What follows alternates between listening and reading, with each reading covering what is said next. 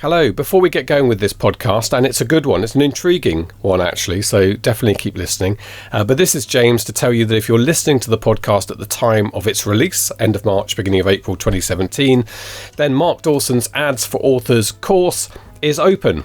We opened it once last year. This is a rare event. We opened it for 10 or 11 days last year. It's open for enrollment right now. You can go to selfpublishingformula/ads17. That's ADS17, ads17. What can I say about the course? Well, I suppose what I should say is that the best thing that I ever get to do in Self-Publishing Formula is to visit some of the students who've taken it in the past. Oh, the impact that Mark's course has made on my writing career? Well, basically it's that it's given me a career. I was just a freelance writer. I was spending all my time writing resumes and cover letters for people. And now I am writing fiction and I'm supporting my family on fiction, and we're actually making more money than we ever had with my passion. Mark has opened my eyes to a lot of things. I was using Facebook ads pretty quickly, and I found all of a sudden I started getting subscribers, and then I started getting sales. I decided to put a box set together. The sales that I get from that box set, I can almost exclusively credit Mark Dawson for, all of them. From day one, when I first typed a word of a book, I said all I want to do is support my family by doing something I'm passionate about. And what this course enabled me to do in a matter of months was exactly that.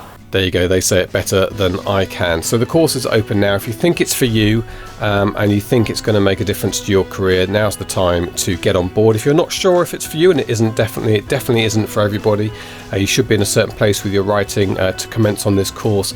You can still pop along to the URL that I gave, that if you're watching this on videos on the screen as well, selfpublishingformula.com/ads17. We even have a live chat, and Mark and I and John and Catherine and Alexandra and Susan and the team we've got together will be there answering questions for you.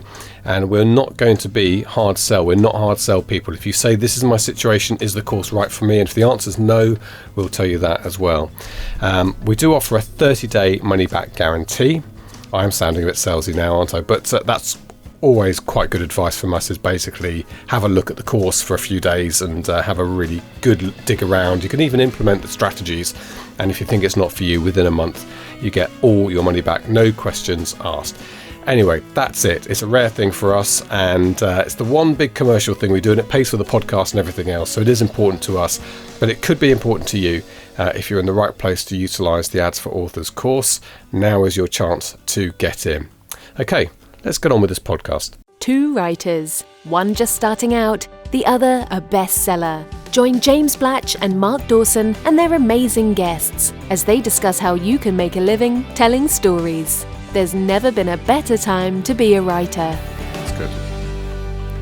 Hello and welcome to the Self-Publishing Formula podcast with Mark Dawson, also starring James Blatch. Hello. That sounds like it's been gone through everyone's agents and legal wranglings. Is that the gaffer tape? The gaffer tape ruins the magic, doesn't it? So for listeners, as you always forget, I'm a visual man. There was some gaffer tape on the desk which we just used to secure John Dyer. Yes. I've just removed that to hide the evidence. We have an increasing number of people who watch it on YouTube, but many thousands listen only on audio. You should always remember that. This is first and foremost a podcast, but you can watch us in glorious colour, high definition on our YouTube channel as well. So I frequently make references to what's around us. I should describe that for people who can't see it, we're actually in a sauna. Just got very small towels wrapped around us, haven't we? And John Dyer's actually completely naked, just reclining next to us. So wrapped in tape now. If that doesn't get people rushing to our YouTube channel, I don't know what will. Contacting the police. Or contacting the police. Okay, we have a really interesting interview today. Actually, quite an interview that will hopefully have you more enthused than ever about the work that you do and the dream that we all have being in the indie author space, because it's about really the business of indie book publishing, where it is versus traditional publishing, and publishing in general, but particularly indie publishing. That's the main focus of this, because there's an annual report, so a quarterly report that comes out called the Author Earnings Report. And you can go to authorearnings.com and download them. And it's very high profile. We're going to hear a little bit about the history of it in a moment. But the primary way it is put together is by a single individual who is known only as Data Guy. He's well known in the industry for this. He's got his own motif, which is a spider. And the reason for that is this concept of a spider that crawls across the websites, the various websites such as Amazon, and scrapes off the data that's available to you and turns it into meaningful charts and graphs and stats that we can look at. And they're very honest about this data, so they can't manipulate it. It's just how it's presented to you. Caused a huge moment in the industry probably 18 months ago when indie publishing overtook traditional publishing on e-readers.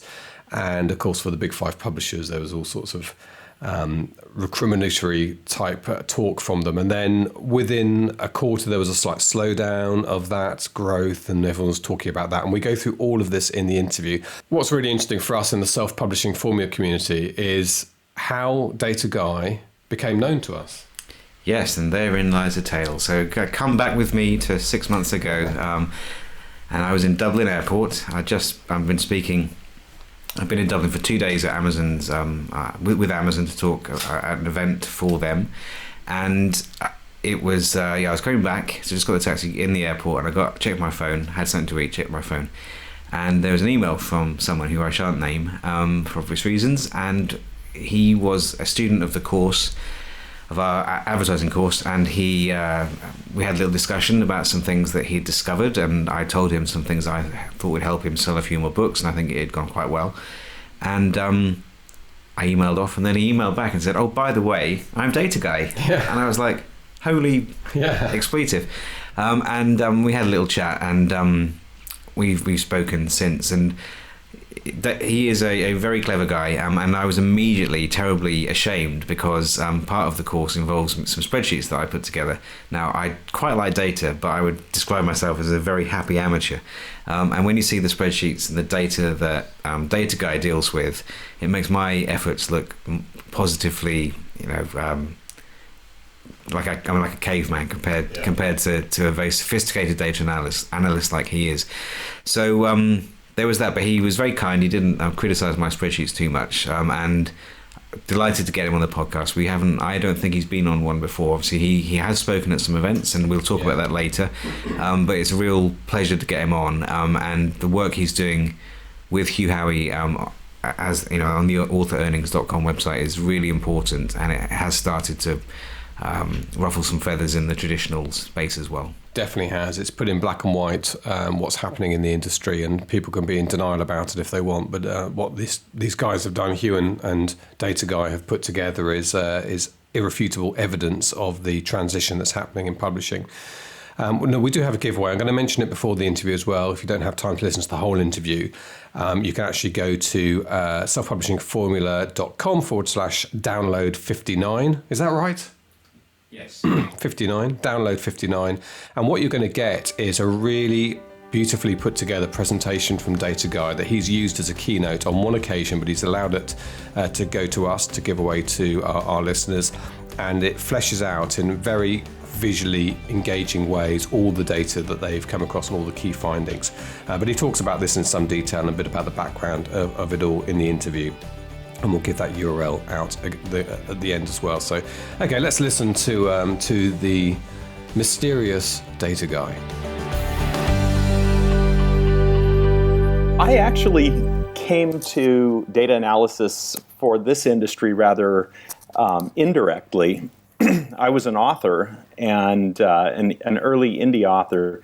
Actually, let's go even further back than that. I was working in the video game industry as the CTO of a social and mobile video game company, fairly large one, 400 people.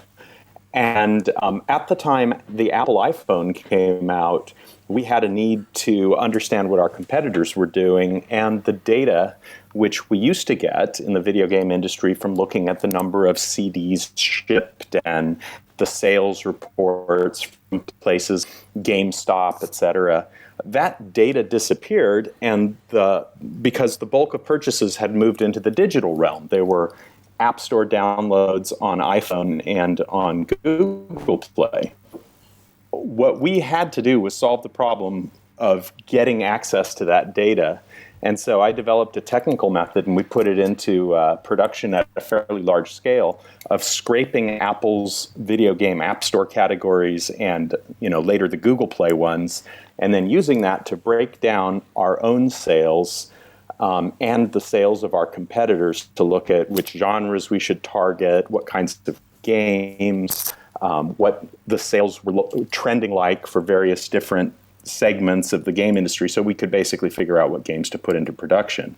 And the way in which we converted rankings to sales was, and anyone who's familiar with author earnings will be smiling at this point, was by taking a large catalog of products that we had ourselves, close to 100 of them, at various points along the sales ranking curves. We actually had several number one games on Apple, and so we knew what number one on Apple was worth, number 10, number 20, number 30, etc. And so we were able to use that to build a calibration curve and then predict and project what our competitors were doing. So when I became an indie author, I noticed that the book industry had the exact same problem, because I, as an author, trying to figure out whether to accept a publishing contract that had come my way after I was selling well as an indie or not, I just didn't have the data I needed to make that decision. And so I dusted off the old expertise and did, the very first author earnings data scraping.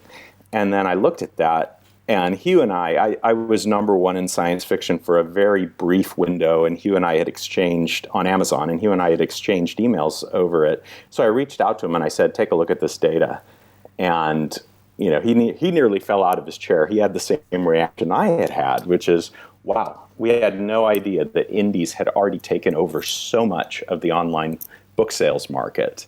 And so he said, this is exactly the story I've been trying to tell. I cannot get the media interested in it because all they want is liars, whether it's Amanda Hawking or me or, any of the authors who have done seven figures. And they're missing the real story, which is the vast author middle class that's emerged for the first time, that's paying some bills, paying their mortgages, sending their kids to college through self-publishing, and no one wants to talk about it because it's not sexy. So we put together the Author Earnings website, and that was 3 years ago. Since then, we've revisited on a quarterly basis the Amazon store, and we've also hit the other major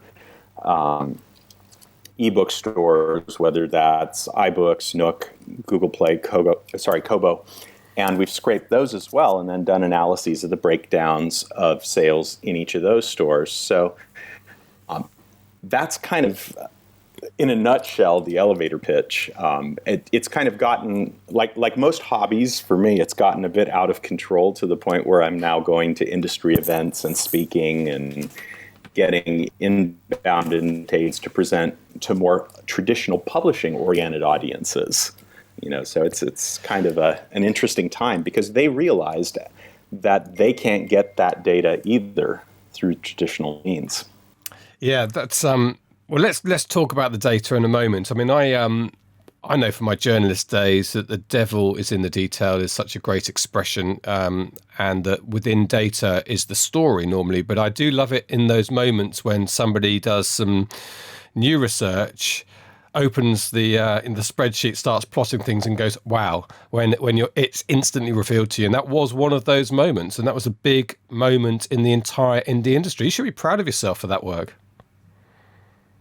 Well, I basically really look to guys like Hugh, Joe Conrath, Barry Eisler for inspiration, because what they introduced me to was the idea that we're all in this together, and that as authors, we need to share information, share data. So I came up in publishing, reading their blogs and talking to them.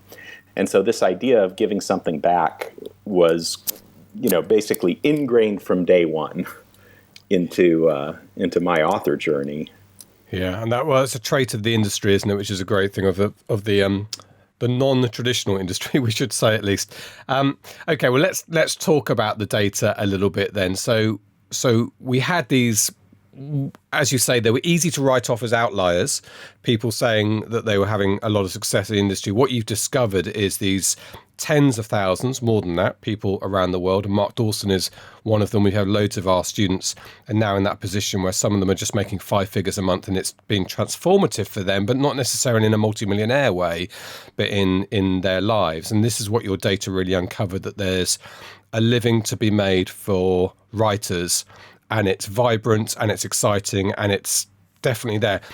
Do you feel as excited about the possibilities and opportunities for indie writers now as you did when you first realised what sort of scale was going on here? More than ever.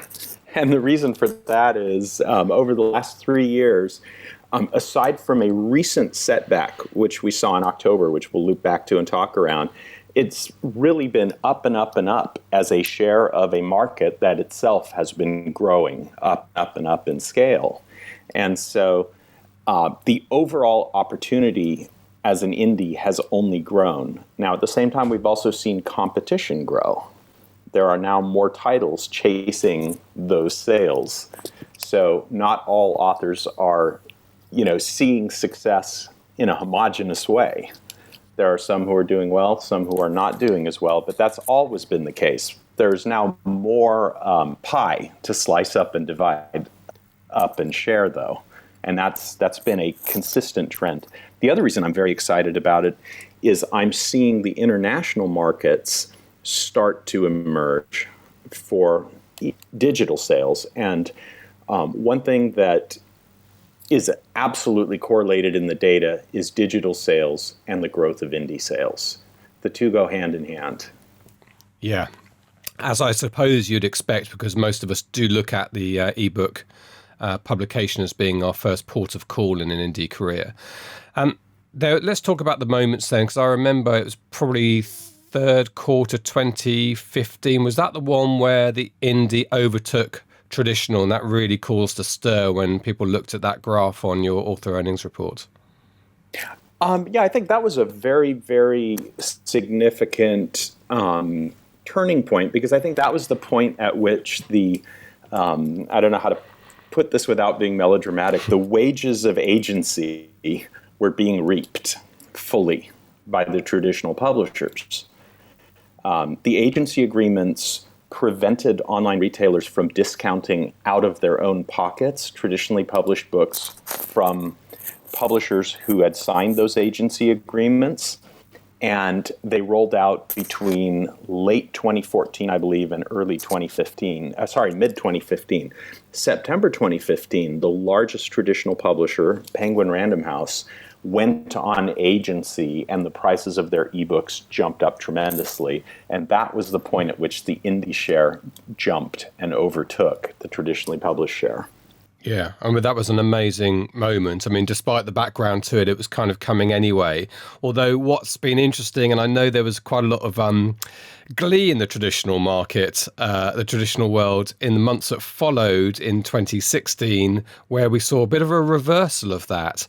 But I think your understanding, and you are the guy who understands the data, is that we need to understand that reversal as well.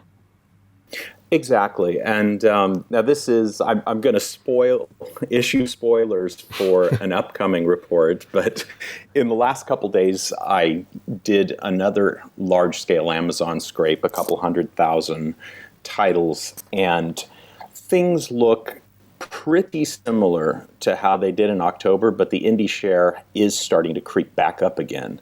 There was one rather dramatic change happening within the realm of traditionally published ebooks, and that is, for the first time since we started tracking this, small and medium publishers have overtaken the big five in both dollar and units. And that's kind of an eye-opener. This has not been a good 3 months for big five ebooks. No. I mean, I guess that's inevitable, and you can just look at the way other industries have been affected by digitization, is that the larger the organization, the larger the corporation, and we know this from every industry, the more difficult they find to adapt. So it kind of doesn't surprise me that the medium and smaller enterprises are the ones that are showing some agility to take advantage of the changing market. Some of it is agility and capability of the organizations, and of it. Some of it is a very deliberate policy of which agency was a key tool in the toolkit, which is to slow down the adoption of digital and to keep people buying print. And if you were a Big Five publisher, that would make tremendous sense to you. You know, you would look at it and say, this is a realm where I have huge advantages, distribution advantages, pre-existing agreements, a lock over a lot of the shelf space, and the ability to command what is included and what is not included. In the digital realm, I have none of those advantages, and my organizational scale imposes an overhead that puts me at a tremendous disadvantage. And so it is a very logical thing for a Big Five publisher to want to keep the customers where they have the advantage. They don't want them walking over to the other table. Is there any longevity to that policy? Depends on your goals. I mean, if your goal is to maximize shareholder value in the short term, maybe that makes sense. But long term, it's a fool's errand, really. Yeah. And ultimately, we are seeing people moving over to digital consumption, as they did in film, as they did in music. I mean, I was working in the film industry with Mark Dawson. I started at the BBFC in 2006, and when digital started happening, which I guess was about 2008, it took about 9 months. I mean, it was unbelievable how quickly we stopped watching films. The DVD submissions just dropped away. And, the bigger the organizations in those days, it was Fox and Paramount and so on who didn't quite know what to do. And the ones who moved last to digital are the ones who had the smallest share. And that's happening in books now, and it's consumer-led more than anything else. People deciding that, do you know what, it's actually quite convenient to have a Kindle in your handbag rather than a big book or 2 books, or how many books you want to take on holiday. So I always feel if a big company's doing something to try and buck that underlying trend, ultimately, it's, as you say, it's not a long-term solution to their problem. Yeah, no, your insight is absolutely golden there, which is if you decide to fight your customer and their preferences, you are basically going to find yourself with far fewer customers. That's a no-brainer. Okay, I just want to go back technically a little bit, because I think I said this to you on the email exchange we had before the interview. I am fascinated by the way this actually works. And I know that your icon, if people are watching this on YouTube, they'll see your spider logo sort of represents you, Data Guy. And there's a proper metaphor here, isn't it? And you talk about the scraping. And now, just bear in mind that most writers learn their little bits of technology like Scriven and all the rest of it, but aren't necessarily technical people. So when you're talking about scraping, the way you get this data and the little programs you have that crawl across the internet, can you just give us a kind of layman's explanation of how that works? Absolutely. So when you go to Google and you type in a search request, you're going to get a long list of search results. Every page on the internet that in some way ranks for a term or set of terms that you entered in the search bar shows up. How does Google collect that data?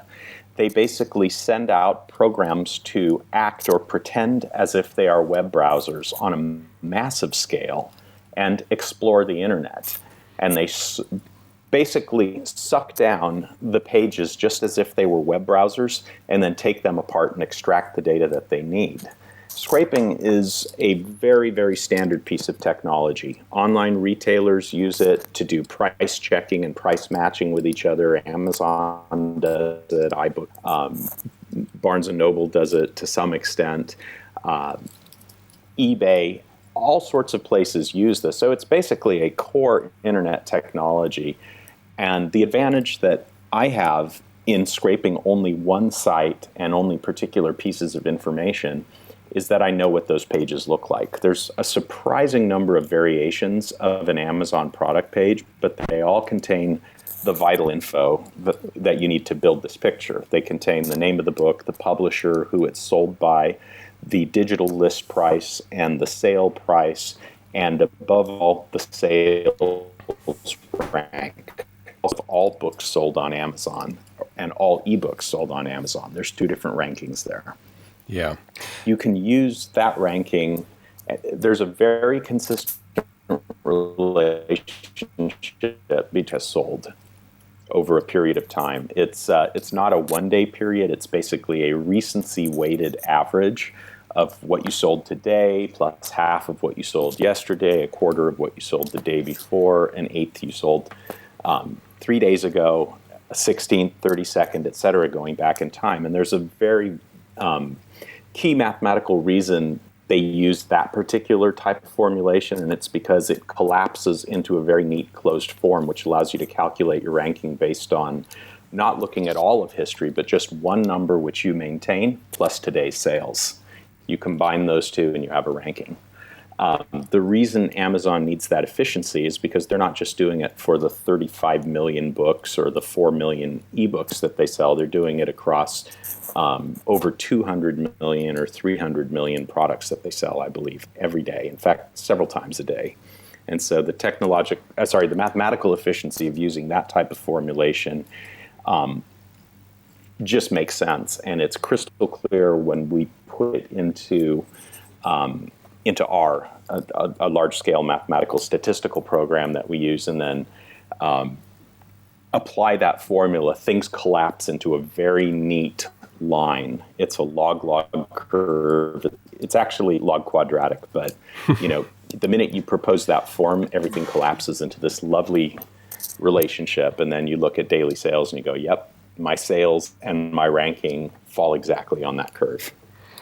Maths can be beautiful with its lovely curves.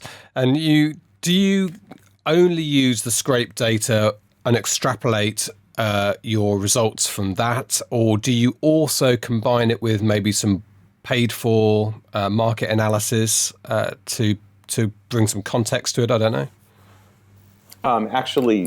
So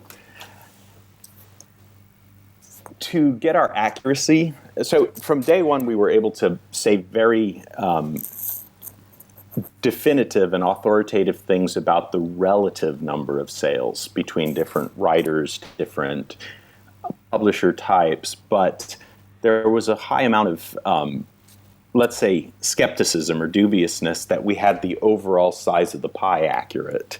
And so in 2016, late 2015, early 2016, we refined the methodology. A panel of about a dozen plus authors, so it's actually getting close to 24 now, who, for obvious reasons, are going to stay anonymous, but who between them have almost 1,000 books, and from a good mix of genres, have been sharing daily sales data with me, absolutely unedited. Basically what they see in their KDP dashboard is what my spiders extract.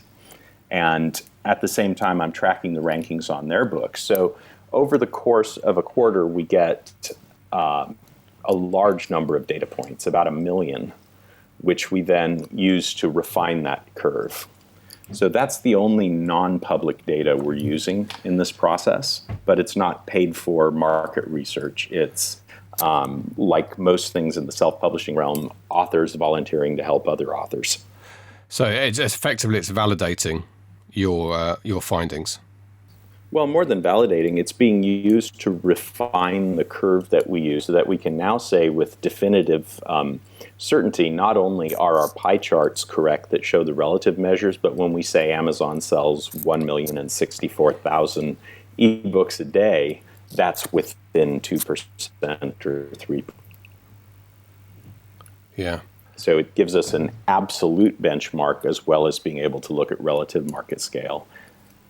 It's always heartening to hear that type of figure for authors of how many ebooks get purchased a day from Amazon.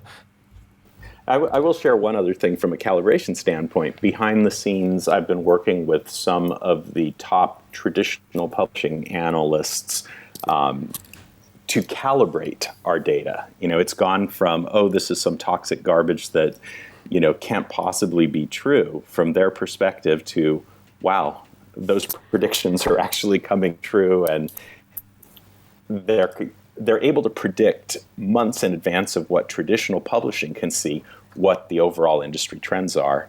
And the reason for that is not that we have a crystal ball and can see the future, it's just that our data collection method is immediate, whereas the traditional publishing numbers that you see from the AAP or BookScan are much delayed. With the AAP data, it's about 4 months, 5 months, sometimes even 6 months delayed. And so there was a lot of interest in seeing what traditional publishers and traditional book organizations could glean from this data about a side of the market that is basically invisible to them. They see that a large percentage of the books on the bestseller list that Amazon has daily are not books that they have any data on, but they don't know what that means in terms of market share. So that's where the interest comes from.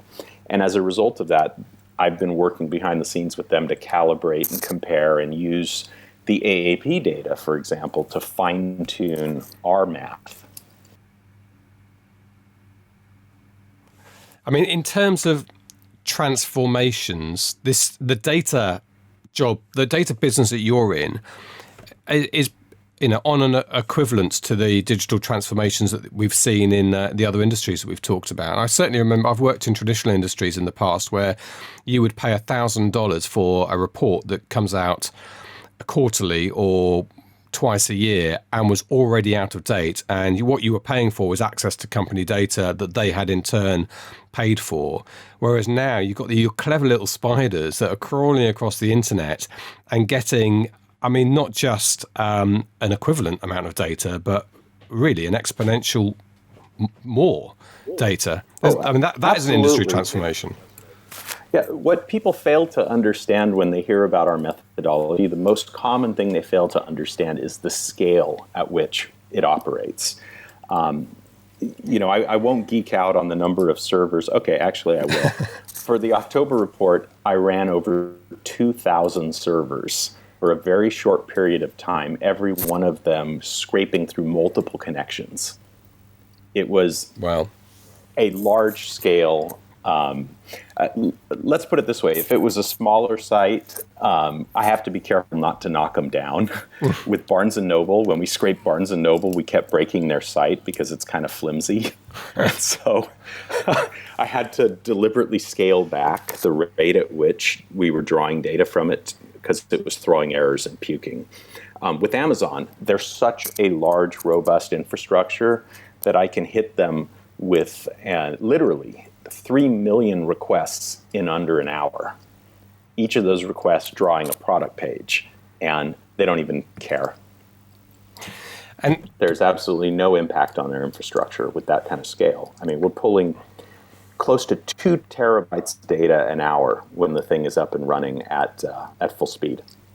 And that in itself tells a story. And going back to what we were talking about when we were discussing the actual data and the results you draw, the inferences you draw from it. And this is an alarm bell to the traditional industry about having to modify how they work. And I was really struck by something that came out in a presentation you recently gave that's on your site, where you could show that even the print book consumers, the people who they're desperately trying to target their pricing policy towards, are moving away from places where they can't easily buy ebooks and indie author material. So there's really, it's wake up and smell the data now, isn't it, for them? It is, although there's a fair amount of denial about this still in the industry, because the message that print is back and digital is going down is so reassuring if your business is based on advantages you hold in the print distribution realm. To hear someone say, well, actually, print is not going to save you because print is moving online even faster than print readers are moving to digital. And the thing is, the large publishers have enough scale that they see this. They know what percentage of their book sales come from online retailers, but they're not well incented to advertise that. Nielsen Bookscan, which does collect print data, and the majority of the print sales statistics that you hear are based on Bookscan numbers, also knows this. But because of the agreements that they've signed with the retailers, to be allowed to have access to that data, they're not allowed to talk about how much of it came from who. And so that's why when we see Publishers Weekly present stats and say, oh, print is up X percent, they never say what share of it is online. Now, with my spiders running, I can see that because I can scrape Amazon's print sales as well. And I was absolutely stunned when we first did that to see what a large percent of Nielsen's reported 675 million print books a year is actually Amazon sales. It's 42% now. That's incredible. And puts that number out there. Yeah. Almost half of it is Amazon sales. Yeah. Guess what, guys? Even where you think you're winning, you're not really winning. Well, I would agree. I would argue that they are winning because selling books on Amazon is a lot more efficient cost-wise than selling them through brick and mortar. And that's because your returns drop to very close to zero. The brick and mortar channel, about 28 to 32%, and it varies by format. For mass market, it's over 50%. Mass market is a dying format. But 50% of mass shipped to stores, they get the covers torn off and they get destroyed some months later. Wow, really? Yeah, for hardbacks and for paperbacks, big paperbacks, the larger 6-inch by 9-inch format, the numbers generally run in the 25 to 30% range. It's surprisingly, it's much higher for more popular authors because over-ordering is part of the strategy for creating a stack of, James Patterson's latest or Stephen King's latest in the bookstore window, which itself prompts people to go, oh, hey, maybe this is a really big book, I need to buy it. And they know full well that 40-50% of those are going to be considered returned, although for hardbacks and paperbacks, they generally don't actually return them. They just mark them down and sell books. Yeah. So no royalty there. No royalty, and a lot of paper being printed and all the energy that goes into that. One of the other areas I'm really interested in, I don't know how much you can shed light on this because it kind of requires a good deal of knowledge of buying habits before the digital market really started to develop. And that's the fact that the gatekeepers, the publishing agents and editors who are no longer controlling a good chunk of the market, half the market, is whether that has had an impact on readers' habits in terms of genre and type of books they're reading. I wonder how much that has changed since the digital revolution. Is this something you can look at as in your data? It's not something I can look at in the data other than at a very high level, what I can say is this. We've seen this massive growth of indie and other non-traditional, meaning Amazon imprint, sales, and at the same time, we haven't seen traditionally published sales collapse in half.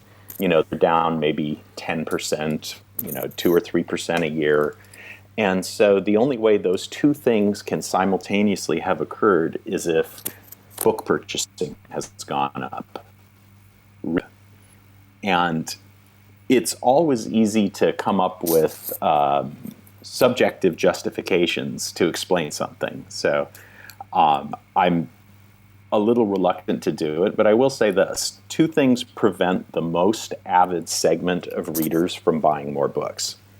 And that's cost and availability of content in their preferred reading niche.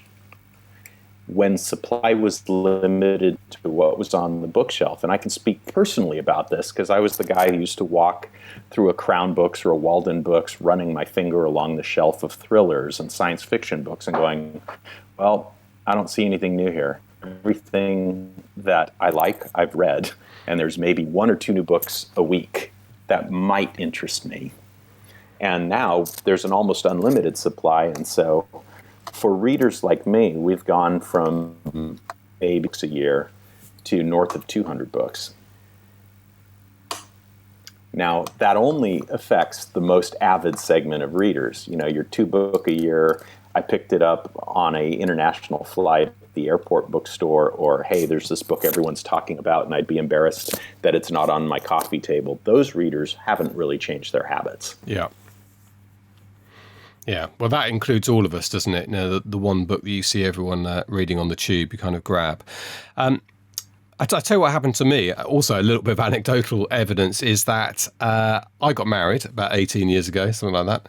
And for that time, for most of that time, it curtailed an important part of my reading time, which is very late at night. My wife goes to bed before me. I usually go to bed afterwards, and I used to read for half an hour. But you can't go to bed with somebody else in the bed and turn the light on, because that's really antisocial. And that all changed with the Kindle. It completely changed with the Kindle. So I've probably at least doubled, probably more than that, how many books I get through a year, because I can read from my Kindle in a convenient position. Now, that's a specific example of being in bed late at night, but the Kindle itself, I think, has probably been responsible for just giving us access to books, supply and reading, which goes a long way to explain what you just said. Yeah, no, you're absolutely correct. There's the time that one can now spend reading in bed without disturbing one's, spouse or partner. There's the 5 minutes, 10 minutes, 20 minutes, half an hour that ordinarily you wouldn't happen to have a book with you, where you're, taking a train, or you're dropping a kid off at soccer and waiting before it's time to pick up the next one at ballet, or those micro windows of time that become available during the day. I think a lot of people are starting to fill those with digital reading. Yeah. So, I mean, you started off with a very optimistic note, and I rely completely on your judgment on this, because you are a man with your head buried deep in the data that drives our industry. And so I'll finish with another sort of look forward to the future, optimistically, hopefully, for our listeners, most of whom are like me, trying to get going in the indie sphere. Some are very successful, others are just starting out. Do you have, as a result of looking at the data and the trends, particular tips for people? I mean, beyond simply saying, don't give up, keep going, because there's a growing market there. Is there a particular area do you think you could point people towards they should be looking at? Absolutely. And that is marketing and advertising. What is conventionally understood by traditionally published authors to be important absolutely isn't. Newspaper and radio ads, book signings at the occasional bookstore, they're fun. They are enjoyable. I've done them. I've really enjoyed, as an indie author, signing at Barnes & Noble and yes in a day, but 70 books in a day in print, where you basically earn very little with your POD books, is not comparable to selling 1,100 or 2,000 books in a day, which is, what you can do with an online promotion without too much difficulty if you plan it right. And so focus the energy on what works today, and that includes Facebook ads. Here's a little piece of anecdotal support for the fantastic Facebook course that you guys have put together and that Mark pioneered. I was able to take 2 books that are more than 3 years old and keep them in Amazon's top 2,000 to 3,000 overall at full price, $3.99 for months, and make money doing it. And that was with the power of Facebook advertising. People who are not staying on top of what works, whether it's Facebook advertising, AMS, writing in series, whatever the knowledge is that, and it's constantly evolving, that authors share amongst themselves about what works, we must all be students of. Because the idea that your book, if it's quote unquote good enough is going to get discovered and spread via word of mouth. That's a rarity.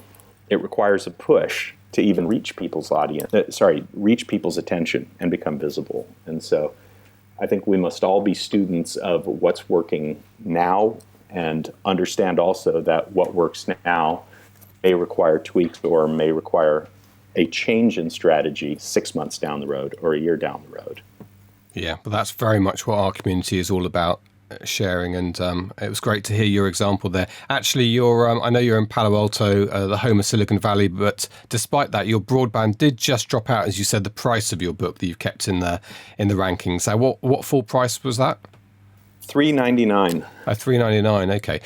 Let's just very quickly deal with price then, because we're coming up to our kind of 40-minute mark where we try and pitch our interviews out. But in terms of price, how has that held up in the indie market? Because that's one of the things that affected the other industries, music and film in particular, is the price per unit did start really tumbling when people didn't associate the same value to a set of ones and zeros that they did to a hard product. We've actually not seen that happen. Perhaps thankfully, I should say. I'm looking at data for 2016 right now, and indies are earning the most money in aggregate at $3.99 and $2.99, and to a slightly lesser extent, $4.99. There's still a lot of 99-cent sales, but I suspect those are mostly promotional spikes. Yeah. When I looked at 2016 versus 2015, and this came up in the comments on the article which you're referring to, the Digital Book World presentation that I did, it actually looks like the average price paid by a consumer for an indie book inched up about 10 cents or so between 2015 and 2016. Now, the one thing that we don't have a lot of visibility into is how much the quote-unquote supply has increased. Seeing prices hold steady, but and sales go up a little bit, but are there far more authors today than there were a year or two ago? I don't have visibility into that. Yeah. Well, Data Guy, it's heartening to hear your extrapolations. So I want to say... Well, it's been a... Go on. No, I was going to say, well, it's an absolute pleasure and something of an obsession to talk about this with an audience that appreciates it. When I'm standing up in front of a room full of traditional publishers, I have to self-edit somewhat. Yeah. Be polite in places. Well, you don't have to self-edit here. We're lapping it up. Thank you so much indeed for coming onto the podcast. And we should tell people that of course, they go to authorearnings.com. You can get all this data. You do your reports quarterly, I think, Data Guy? Quarterly is what we tend to do, yes. Yeah, and they're great reading for somebody who wants to learn a little bit more about the industry and the way it's going. Keep your spiders going. We'll catch up with you hopefully in the future. And good luck with your own career, Data Guy. I know you're anonymous in the public zone, but you are an author yourself, right? Absolutely. In fact, I would recommend, if you're going to run spiders against retailers at the scale that I do, and you're also an author, that you keep those two endeavors separate. Yeah, I can understand completely why. And there's definitely, by the way, a book there about the spiders and the scraping coming together in some kind of life form in the future. But we'll park that one for the moment and think about it. Data Guy, thank you for joining us.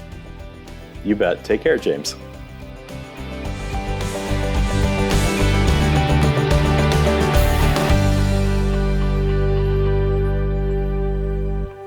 There you go. Fascinating. I mean, I was really interested in how this guy set this stuff up. And he's not the only person doing this, obviously, but he's obviously a bit of a master at this scraping. Where websites set themselves up.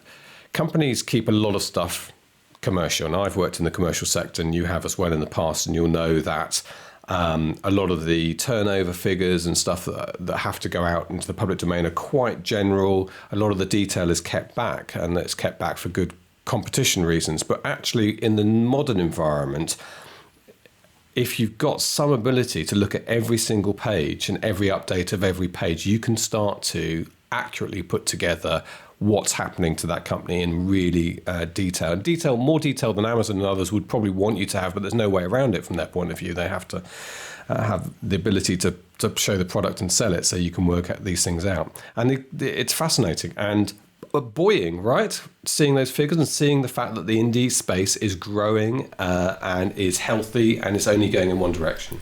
Yeah, it is. It's really great. And I think that the thing I take away from it is the macro level stuff is great in terms of trends and that kind of information. But it does also allow you to, two things really. If you're just fresh and you're about to publish something, you might be thinking, do I go traditional or do I go independent? Well, the author earnings report will give you very useful information as to how you might perform based on how people who've just come into the industry over the last couple of years have performed, because they can tell that. I mean, they can work out, will you make more money from a traditional deal or will you make more money being independent? Most likely. So that's very useful. And then the other thing, and this is what Hugh Howey draws out quite a lot, and I think it's very important, is that it's not helpful necessarily to focus on outliers. So we had Hollywood on recently. If you're just starting to write romance, don't immediately think that it's boom or it's all or nothing. You've got to do 7 figures every year or you're a failure. It's what they've enabled people to do is to look at numbers and work out that there is a vast middle class of people who are making good money, and that good can be, it's all subjective of course, but it could be enough to go and have dinner every month with your partner, or it could be enough to pay your mortgage off or pay some bills or leave your job. You don't have to be making the kind of like stupendous amounts of money that people like Marie Force and Barbara Freethley, Hollywood, they're making. It could be maybe $1,000 a month. And what they have done is to demonstrate that is possible. And more than that, it's not just possible. There's an awful lot of people who have reached that kind of level. And that's a real service to the writing community as a whole. I think that's the most important takeaway from the work that they've done. Yeah, absolutely. And it's something that we say as well in terms of what a successful indie career can do for you. It depends on what you want it to do for you and your ambitions. But you're absolutely right. And we've got plenty of listeners who've contacted us who are absolutely thrilled that they've cleared $500. And that's actual profit, and they can go out and buy something. And we always remember the interview in Orlando with Alicia Hyder, who was so thrilled that she could buy a mailbox for her house from her writing. Now she is doing 5 figures a month. She has gold-plated letterboxes. She has gold-plated letterboxes now. But and gosh, I would be absolutely thrilled if I could start paying some bills at some point. Hopefully that will happen in the next 18 months for me. Okay, good. Data Guy. So yes, just to reiterate, so 2 giveaways. You can get the Data Guy giveaway at download 59. So selfpublishingformula.com/download 59. You can also get the self-publishing vault, the vault of goodness or value, whatever we might end up calling it, but all of the transcripts from all of the previous 59 episodes will be in that ebook, and you can get that at selfpublishingformula.com/vault. VAULT. Yeah, do go to download 59 and get that presentation. It's beautifully put together and really sort of goes as a great accompaniment to what Data Guy was saying. And if we didn't get into enough of the detail and enough of the trends in the interview, it's all there in that presentation. Thank you so much indeed for listening, for watching if you're on YouTube. We'd love to hear from you, podcast at selfpublishingformula.com, and we will be back next week. You've been listening to the Self-Publishing Formula podcast. Visit us at selfpublishingformula.com for more information, show notes, and links on today's topics. You can also sign up for our free video series on using Facebook ads to grow your mailing list. If you've enjoyed the show, please consider leaving us a review on iTunes. We'll see you next time.